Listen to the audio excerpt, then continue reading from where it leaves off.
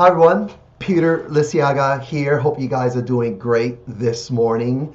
And yeah, I just finished doing one of my training sessions, and I wanted to share this with you, my community, especially for those of you that are in my Life Mastery program, and even those of you that are in the Black Belt Leadership program at Donato Karate Center. You might find this beneficial, and anyone else out there that's looking to really just to empower their own lives mentally, physically, emotionally, psychologically, really be empowered and believe that you have it within yourself to empower yourself, because we all know that's based on decision. So anyway, very quickly, these right over here, these are my notes that I took today in my training this morning, and we were just talking about success in life, success for life, and my course this morning was about business, but about being a professional, being successful in business with the work that I'm doing in that area of my life, my professional life. However, I definitely always look to see how I can connect that to my personal life. So success for business, success for life, same thing. Ideas are the same. So the idea is this: is having a game plan for your inner life and your outer life, and it all starts in your inner life. Now, very quickly, when I first started martial arts, and many of you guys that follow me know that I'm a martial arts instructor, that I've been teaching martial arts for over 20 years at the same place at Donato Karate in Mount Laurel, and we've had thousands and thousands of families come through our program that trained in martial arts. So I've been doing this for a long time, martial arts. But I remember when I first started. I started when I was 9 years old, growing up in New York City. I remember my friend Eric knocked on my door, and I was in the Bronx. I was living in the projects, and my friend Eric, when I was about 9 years old, knocked on my door and said, "Hey, Peter, they're doing karate in the community center." And I said, "Well, they're doing what?" He said, "Karate." I said, "What's that?" He says, "I don't know, but they're doing it there, and it's supposed to be fun." So I said, "Okay." I went with him, and I experienced my first karate class at 9 years old. It was hard, it was brutal, but I loved it. I was one of those that just loved the physicality of it. And I remember I started training, it was hard, and one day my instructor said this, and we were, getting beaten up. It was hurting, it was painful, and I was sore. And I remember we were having a really, really rough class. And most of the time, my instructors never said anything. They just said, "Do this, do that," and harder, stronger. And they would really just get after it, training us to be hard and strong mentally, physically, and emotionally. But this one day, this one class, we trained hard. And in the middle of the training, my instructor, which was out of character, stopped and then started talking to us about why he was doing what he was doing, and that is, really making it hard for us physically. And he said this. He says, when you came, he says, "Look," he said, "my job is to really to break you guys down. I'm preparing you guys for black belt." And he says that when you take your black belt test, and this was back in the day, and it was hardcore. Those of you that are old school black belts, let's say 30 years ago or more, that you trained for black belt, you'll know that it was physically hard, mentally hard, emotionally hard. And he said this to us. He says, "My job as your teacher is to break your body. And once I've broken your body where your body cannot function anymore, it's broken, it's just beat down," he says, "then I must get to your mind, break your mind, break this mental barriers that you have. Then once I get you broken mentally, I have to break your spirit." And he says, "I didn't care when that happened. Sometimes your spirit was broken and I'd break your body because maybe you had a strong body." But he said, "But my goal is to break down everything, to break down your physical, break down your mental, break down your emotional, break down that spirit. And then once I've gotten you broken down, when I will get to the inside of you, and then from the inside, I will start building you up from the inside out. And I'll never forget that lesson. I really didn't understand it, but because I was in pain, I hated him. I hated what we were doing, but I also loved it. That's why I kept going back. But I'll never forget this idea of this outer game and this inner game, this strategy that he had to break through the outside, the external, to get to the internal.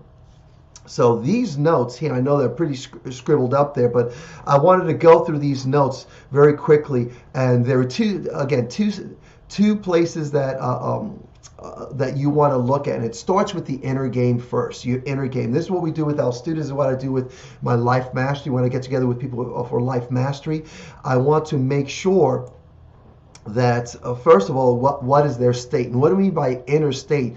Is that, what's going on the inside of you, your mental state. What's your mental state? So there's two kinds of mental states you can be. You can be in an empowering mental state where in your mind you have this confidence, you believe in yourself, which is the number two. We'll get to that in a second. But there's an empowering mental states and emotional states and psychological states. Then there are disempowering states, mental, emotional, psychological. And so we spoke about the importance of having the right mental state inside that's empowering you. So many people that I meet, and I was speaking to some students yesterday, one of our students that are in, a couple of our students that are in our Black Belt leader program, and a couple of students that are in our basic program at Donato Karate, and I was listening to them complain. I was listening to them talking about how they weren't reaching their goals, and I was listening to their words, and what they were saying was really exposing their mental states, where they were in a mental state of disempowerment, that they were disempowering themselves because they had this mental state that did not empower them. And I was listening, and then I did my best to help give them some ideas to empower themselves. However, they were not ready to embrace it. Okay, and so you have to ask yourself: are you in a state, more often than not, mental state, emotional and psychological state of empowerment? Okay, so that's your part of your inner game. Okay, and then the next thing we spoke about was your belief. Your self-belief. It could be empowering or disempowering, right? The same thing. Do you believe in yourself? Do you believe that regardless of what's going on in your life, do you believe that you will get through it? Because that belief that you have will be true. If you believe that you will get through this, you will get through this. If you do not believe that you will get through this, then you are absolutely right. And it's a belief, the power of belief. This is an inner game. This is an inner strategy for success in life. If you do not believe, then you're absolutely true. So ask yourself today, do my beliefs that I have for myself empowering me or disempowering me? Okay, another thing we spoke on here was vision. We have, I don't know if you guys see my mouse right over here, vision. Now, in our leadership program and also in our life mastery, everything, this is when I speak to someone, everything starts with your vision, because that becomes your why. Why am I doing what I'm doing? Because I have this vision for myself. I see myself here, let's say today, tomorrow, next week, next month, in 1 year, in 5 years. This is how I see myself. I see myself better, stronger, smarter, wiser, making better choices because I'm learning from my life. And so you have this vision. And so there's another part of that vision that we spoke about, was that the focus. Are you staying focused on your vision? Are you staying focused on why you're doing what you're doing? Are you staying focused? Or are you getting distracted? Getting distracted by all these little things, your challenges coming in life, and all of a sudden you're distracted. You're going over here and going over here, and you're losing focus on why you're doing what you're doing, and losing focus on your vision for you. And this is something that we spoke about this morning. And then not only are you focused on where you're going or what you're doing, but you're also being sensitive to opportunities that are going to be in line with your vision, in line with with you empowering yourself, empowering you mentally, physically, emotionally, and building up the belief system that you have for yourself, that you have this belief that you will get through what you're going to get through. You're going to get to where you want to get to arrive to where you want to arrive, because you have a vision and you know why you're doing it, and you are not getting distracted. You are doing what Nir Eyal says, Nir Eyal in his book Indistractable, that you are staying on track to where you want to go. So that's vision. Again, this is that inner game for success in life, professional and personal life. Okay, the next thing we spoke about was this idea of having standards.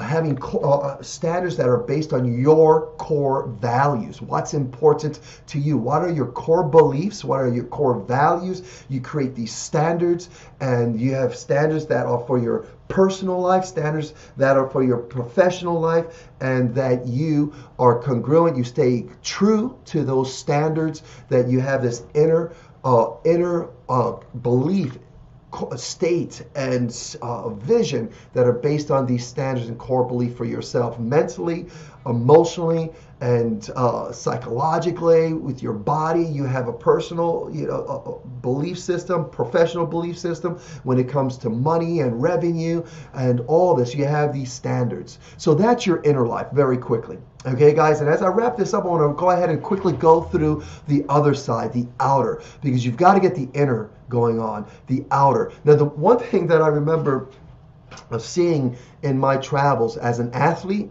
as a professional performing artist, and I've met some of the best, the most talented people in the world. Great actors, great athletes. And they just have the talent, and they're gifted, and they just excel in their profession. However, their inner lives, their inner states is at disarray. So I've met people that are incredibly talented. They have this outer game going on, very successful, and they'll see the money, they'll see all the things that come with success externally, but internally they are a mess. Their mental states are a wreck. Emotionally, their belief systems are just disempowering and destructive. Their vision is not clear. However, they have all these gifts and talents, and I'll see students that I work with, and even now, kids will come in, or people will come in with these gifts and this physical prowess. They have the gifts, they have the facilities, but yet their mental states. And you'll see parents looking at their kids and say that, oh my gosh, my kid's just so talented, but yet their head's just not right. They're making bad choices. So you see this outer experience in life, okay, is predicated. Really, if you want to experience real success, you have to go inside into your mental state, emotional state, your belief system, your vision for yourself, and your ability to be indistractable, so you stay on track and focused on where you want to go, and then you're really living your life with a core set of values. So the outer life is this: rules and strategies for your personal and professional life. Rules and strategies, holding true to these rules. Now, you can do whatever you want to do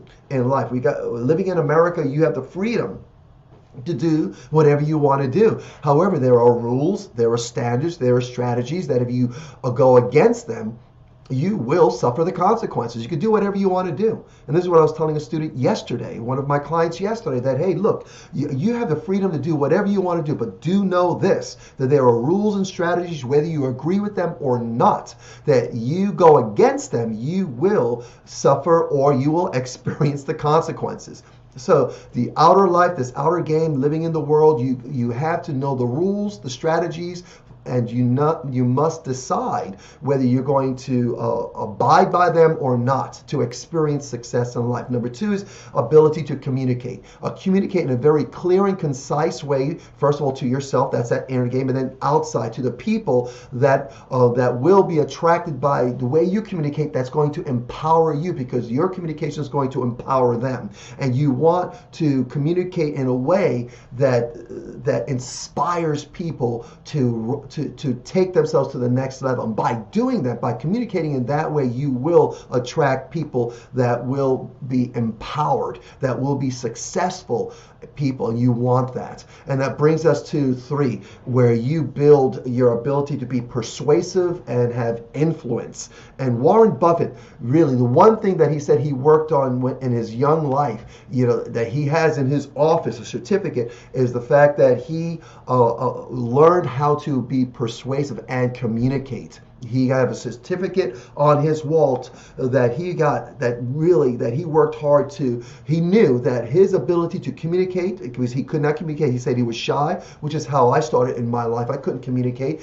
but I see now, and he saw then, and he sees now, the importance of communication and being persuasive and having influence, helping people understand, your ideas, your concepts, your principles, your thoughts, and communicating in a way that's going to persuade them, influence them to embrace some empowering ideas. And that's important for your outer life. You have to be able to build your ability to influence people and persuade people to do the right thing. And that's a power. I've been taught this. The power, it's like a superpower, the ability to influence and persuade and to sell people on the idea. That's a superpower. And so you could use it for good or bad, and that's up to you, but nonetheless it is a superpower. So that's your outer game, your outer life for your outer strategy for success. Okay, being persuasive and having the ability to influence. The last thing is just having multiple streams.